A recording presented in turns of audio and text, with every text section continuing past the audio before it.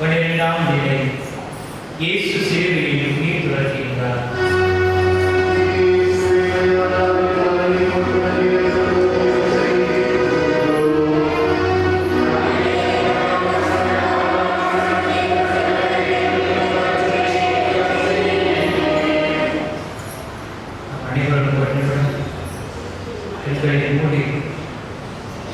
நம்மோடு பிறந்து நமக்காக வாழ்வது, நமக்காக அற்புதம் செய்த இறைவன் இன்று நம்மை விட்டு உயிர் மூச்சு விடுகிறார்.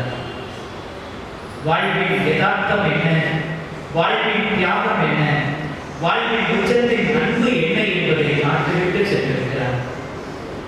நாம் நினைத்த அந்த ஒரு கருத்திற்காக இதோ இறந்த நம் ஆண்டவர், உயிர் மூச்சு விட்ட நம் ஆண்டவர் ஒப்புக்கொடுப்போம். ஆண்டவரே, இந்த நாளையே உமக்கு ஒப்புக்கொடுக்கிறேன்.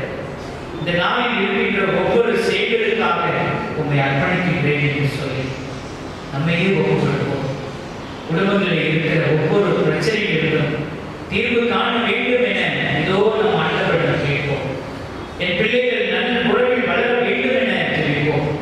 ஆண்டவரே, குடும்பங்களிலே வருகிற சாத்தானின் சூழ்ச்சிகளுக்கு விடுபட வேண்டும் என ஒரு விடுதலை கிடைக்குமா என்ற ஒரு பரிவர்த்தனத்தோடு ஏங்கி நிற்கிறேன்.